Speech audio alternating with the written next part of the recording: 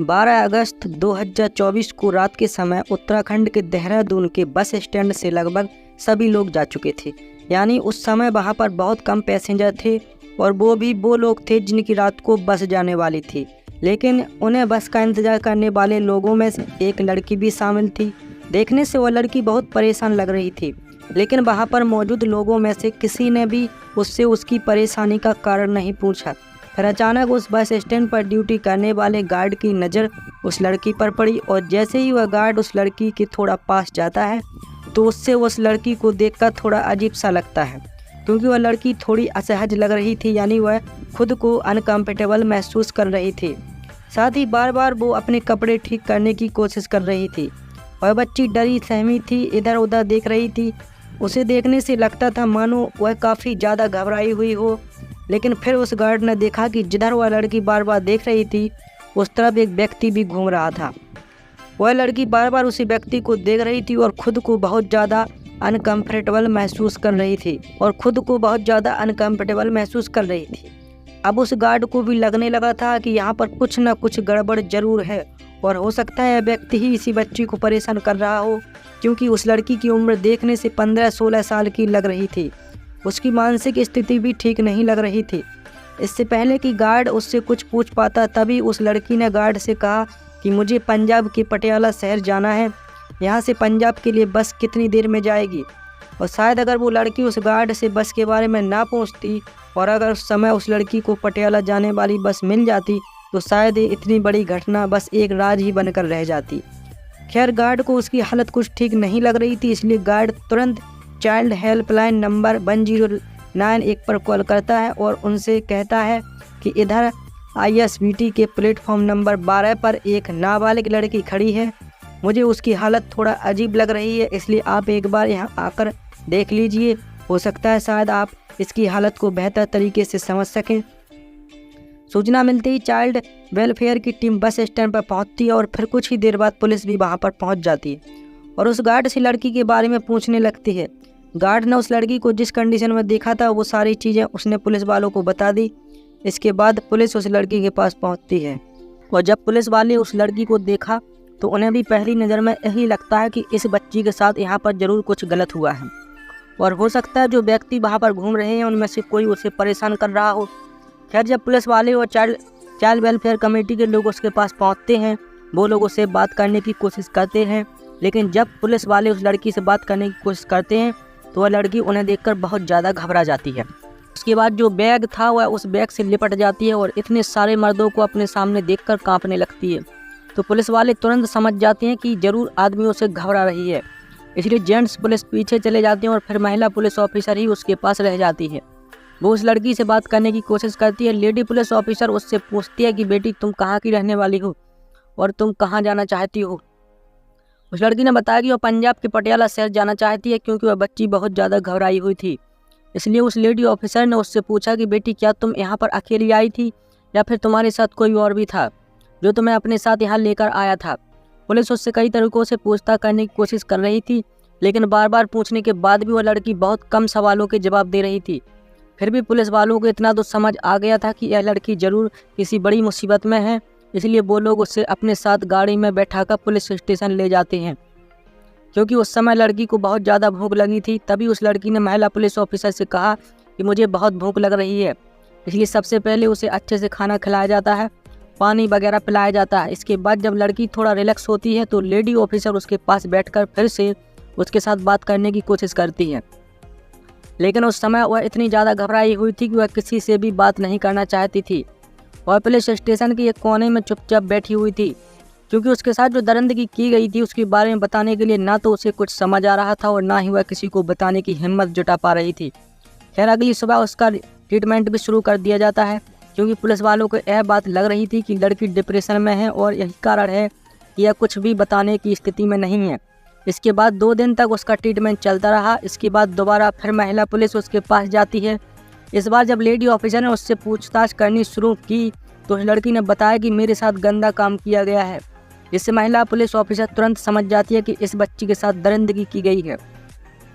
इसके बाद उन्होंने उससे पूछा कि बेटी यह सब तुम्हारे साथ कहाँ पर हुआ, तो वह लड़की उन्हें बताने की कोशिश करने लगती है, लेकिन जब वो उन्हें अपने साथ हुई हैवानियत के बारे में बता रही थी तो इसी बीच वह जोर जोर से रोने लगती है। क्योंकि वह महिला पुलिसकर्मी थी, इसलिए उसके हालातों को काफ़ी अच्छे से समझ रही थी। इसके बाद उन्होंने उस बच्ची को चुप कराया और उसे दिलासा देते हुए कहा कि बेटा तुम डरो मत, अब सब कुछ ठीक हो जाएगा, मैं घबराने की कोई ज़रूरत नहीं, और जो कुछ भी तुम्हारे साथ हुआ है उसे भी छोड़ो, हम लोग उसके बारे में भी बात नहीं करेंगे। वो लोग जैसे तैसे कर उस बच्ची को शांत कराते हैं। उसके बाद अगले दिन दोबारा से उससे पूछताछ करते हैं। वह लड़की बताती है कि उसके साथ कई लोगों ने मिलकर गंदा और घिनौना काम किया है, यानी उसके साथ गैंगरेप हुआ था। इसके बाद पुलिस वालों को पता चलता है कि उसके साथ हैवानियत उत्तराखंड के देहरादून बस स्टैंड पर हुई है। अब क्योंकि वह बस स्टैंड था इसलिए वहाँ पर कई CCTV कैमरे भी लगे हुए थे। इसके बाद पुलिस फिर से बस स्टैंड पर पहुँचती है, क्योंकि वह लड़की उन्हें कहीं पर भी मिली थी, इसलिए पुलिस इन्वेस्टिगेशन भी वहीं से शुरू करती है। इन्वेस्टिगेशन के दौरान जब CCTV कैमरा को चेक किया जाता है, पुलिस वालों ने देखा कि वहाँ बस स्टैंड पर उस लड़की के आसपास काफ़ी लोग घूम रहे हैं। फिर थोड़ी देर बाद धीरे धीरे लोग कम होने लगते हैं और आखिर में जब वह लड़की उस बस स्टैंड पर अकेली रह गई तो उस समय एक व्यक्ति उस लड़की के आसपास घूमता हुआ नजर आ रहा था।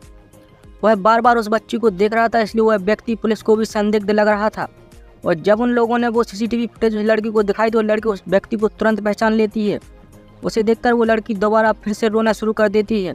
वह कहती है कि हाँ यही वो दरिंदा है, लेकिन इसके अलावा भी कई लोग और थे। इसके बाद पुलिस वाले उस वीडियो को फुटेज उस व्यक्ति की फ़ोटो निकलवाते हैं और फिर बस स्टैंड पर पहुंचते हैं। वहां बस अड्डे पर जितने भी लोग काम करते थे उन सबको वह फ़ोटो दिखाया जाता है और उनसे पूछा जाता है कि क्या तुमने इस व्यक्ति को देखा है। उनमें से ज़्यादातर लोगों ने कहा कि हाँ हम इस व्यक्ति को बहुत अच्छी तरह से जानते हैं। उस व्यक्ति का नाम और एड्रेस पता चलने के बाद पुलिस तुरंत उसे अरेस्ट कर लेती है और इसके बाद पुलिस उससे पूछताछ करती है और कहती है कि अब तुम हमें पूरी बात बताओ कि आखिर तुम लोगों ने उस 16 साल की नाबालिग लड़की के साथ क्या किया था और इस काम में तुम्हारे साथ कौन कौन लोग शामिल थे। पहले तो वह व्यक्ति पुलिस को गुमराह करने की कोशिश कर रहा था, लेकिन जब उससे कड़ाई से पूछताछ की गई तब उसने एक ऐसी कहानी सुनाई जिसे सुनकर शायद आपका भी खून खौल उठेगा। दरअसल 12 अगस्त 2024 को शाम के लगभग 4 बजे के आसपास का समय था। दिल्ली के कश्मीरी गेट पर एक लड़की खड़ी हुई थी।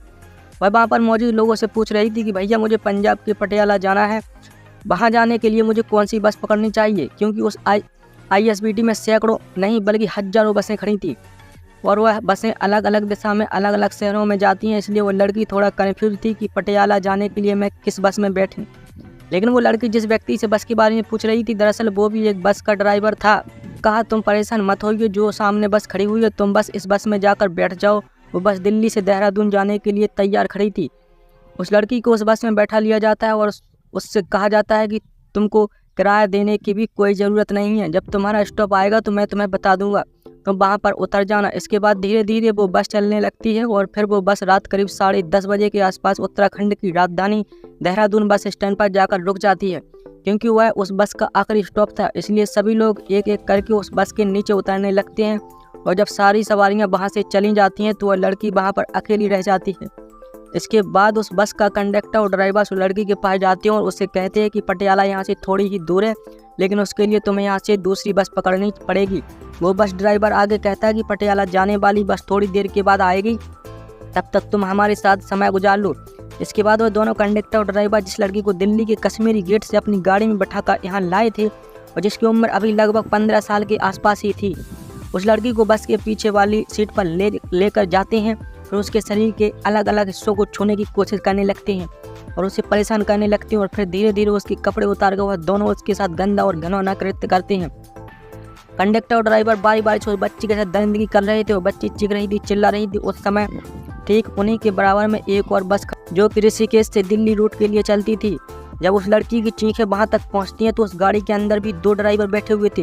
लड़की के चीखने की आवाज़ सुनकर वो दोनों भी कुछ देर के बाद उस गाड़ी में आते हैं और वहाँ पर वह देखते हैं कि उस गाड़ी में एक लड़की बुरी हालत में पड़ी हुई है और उस बस कंडक्टर और ड्राइवर उस लड़की के साथ गंदा और घिनौना काम कर रहे हैं।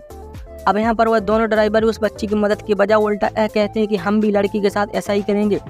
इस पर पहले दोनों कंडक्टर और ड्राइवर ने कहा कि कोई बात नहीं, तुमको भी जो करना है करो, और इसी तरह लगभग 2 घंटे का समय बीत जाता है। उस लड़की के साथ लगातार ऐसे गंदा और घिनौना कृत्य होता रहता है, यानी वह चारों उस लड़की के साथ बारी बारी से बलात्कार करते रहते हैं। तब उस गाड़ी का कंडक्टर जो उस लड़की को दिल्ली से अपने साथ लेकर आया था वह कहता है कि मेरे पास टिकट की कुछ पैसे हैं, मैं एक पैसे कैशियर के पास जमा करके आता हूँ। इतना कहकर वह कंडक्टर चला जाता है। इधर ये तीनों एवं ड्राइवर उस लड़की के साथ दरिंदगी करते रहते हैं। उधर कंडक्टर कैशियर के पास जाता है और जो टिकट के पैसे उसने पैसेंजर से यानी यात्रियों से कलेक्ट किए थे उन्हें जमा कराने लगता है। लेकिन तभी कैशियर उससे कहता है कि तुम्हारी गाड़ी तो दिल्ली से रात 10:30 बजे के आसपास बस स्टैंड पर आ चुकी थी, तो फिर तुम 2-2.5 घंटे के बाद पैसे जमा कराने क्यों आए हो और इतनी देर तक तुम कहाँ थे। वह कंडक्टर कहता है कि साहब बस ऐसे ही मैं बिजी हो गया था, जिसकी वजह से मैं आज लेट हो गया। लेकिन जब कैशियर ने उसे तरह तरह के सवाल पूछने शुरू किए तो उसके सवालों के सामने ज़्यादा देर टिक नहीं पाया और आखिर उसने कैशियर को भी बता दिया कि साहब मेरी गाड़ी के अंदर एक लड़की है, अगर तुम भी चलना चाहो तो मेरे साथ चल सकते हो। कैशियर ने जैसे ये बात सुनी तो वह भी उसके साथ जाने के लिए तैयार हो गया। इसके बाद जब वह कैशियर उस गाड़ी के अंदर जाता है तो देखता है कि 2 ड्राइवर उस लड़की के साथ गंदा घिनौना कृत्य कर रहे थे। लेकिन जब उन दोनों ड्राइवरों की नज़र कैशियर पर पड़ती है तो वो लोग कैशियर को देखकर कहते हैं कि पहले साहब को करने दो, हम लोग बाद में कर लेंगे।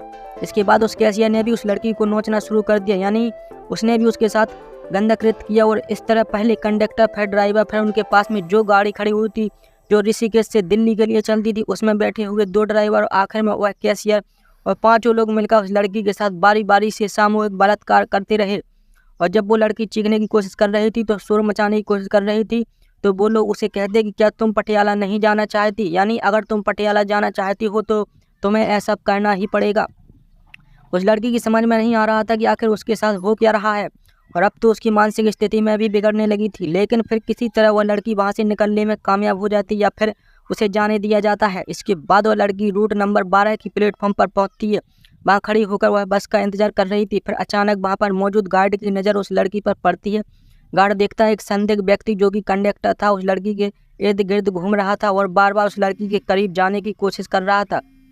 दरअसल उस कंडक्टर को अब डर सताने लगा था कि कहीं वह लड़की किसी को कुछ बता दें, इसलिए वो उसे वहाँ से हटाना चाहता था ताकि वह लड़की लोगों के बीच में ना जाए। लेकिन तभी गार्ड बड़ी होशियारी और सूझबूझ के साथ 1098 पर फ़ोन कर दिया था, जिसके बाद CWC यानी चाइल्ड वेलफेयर कमेटी लोग वहाँ पर पहुँचते हैं। साथ ही पुलिस भी मौके पर पहुँच जाती है। इसके बाद पुलिस और CCTV के आधार पर पहले उस कंडक्टर को अरेस्ट करती है जो कि संदिग्ध लग रहा था, और जब उससे पूछताछ की जाती है तो उसके दिए गए बयान के आधार पर 4 और लोगों को अरेस्ट किया जाता है। और 5 के नाम की बात करें तो उनमें से एक का नाम धर्मेंद्र कुमार, उम्र 32 साल, जो कि हरिद्वार के बंजारा गांव के रहने वाला है। साथ ही हरिद्वार का रहने वाला देवेंद्र, जिसकी उम्र 52 साल के आसपास है। और एक उत्तर प्रदेश के फर्रुखाबाद में नवाबगंज के गांव का रहने वाला रवि कुमार। साथ ही हरिद्वार के बंजारा वाला गांव का रहने वाला राजपाल, जिसकी उम्र 57 साल है। और एक देहरादून के पटेल नगर का रहने वाला राजेश कुमार होता है। उन 5 को अरेस्ट करने के बाद जब उनसे बारी बारी से पूछताछ की गई और जब इस घटना का खुलासा हुआ तो इस घटना के बारे में सुनकर पुलिस वाले भी सिहर गए थे। इसके बाद SSP राजेश कुमार द्वारा उन 5 के खिलाफ 17 अगस्त 2024 को FIR दर्ज कर ली गई थी। लेकिन सबसे बड़ा सवाल यह था कि आखिर वो लड़की कौन थी और कहाँ की रहने वाली थी। जब इस बारे में उस लड़की से पूछा गया कि वह कहाँ की रहने वाली, इस पर लड़की ने बताया कि वह पंजाब के पटियाला की रहने वाली है। लेकिन जब पुलिस जांच पड़ताल करती है तो पता चलता है कि वो लड़की उत्तर प्रदेश के जिला मुरादाबाद की रहने वाली है। पुलिस का कहना है कि हो सकता है इस घटना में 5 से ज़्यादा लोग शामिल रहे हो। साथ ही पुलिस का यह भी कहना है कि इस मामले को फास्ट कोर्ट में चलाया जाएगा और आरोपियों को कम से कम समय में कड़ी से कड़ी सजा दिलाने की कोशिश की जाएगी, ताकि समाज में इंसानों के रूप में घूम रहे हैवानों को यह संदेश दिया जा सके कि बुरा समय करने वालों को किसी भी तरह का बख्शा नहीं जाएगा। लेकिन इस लड़की के साथ जो होता है उस घटना को सुनने के बाद कई तरह के सवाल खड़े हो जाते हैं। यानी एक तरफ अभी पश्चिम बंगाल की राजधानी कोलकाता में ट्रेनी डॉक्टर की घटना को लेकर पूरे देश में बवाल मचा हुआ है।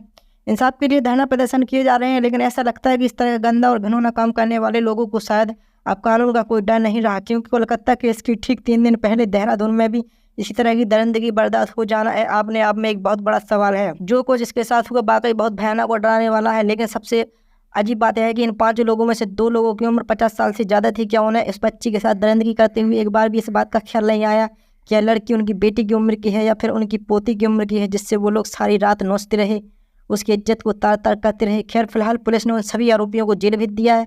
साथ ही पुलिस का कहना है कि आरोपियों को जल्द से जल्द कोर्ट द्वारा कड़ी से कड़ी सजा दिलाई जाएगी। और दोस्तों, इस पूरी घटना के बारे में आपकी क्या राय है कमेंट बॉक्स में जरूर बताएं। और अगर हमारी मेहनत पसंद आई हो तो इस वीडियो को लाइक करते हुए शेयर भी करें। अगर आप तब तक चैनल को सब्सक्राइब नहीं किया तो हमारे चैनल को सब्सक्राइब भी जरूर कर दें। धन्यवाद।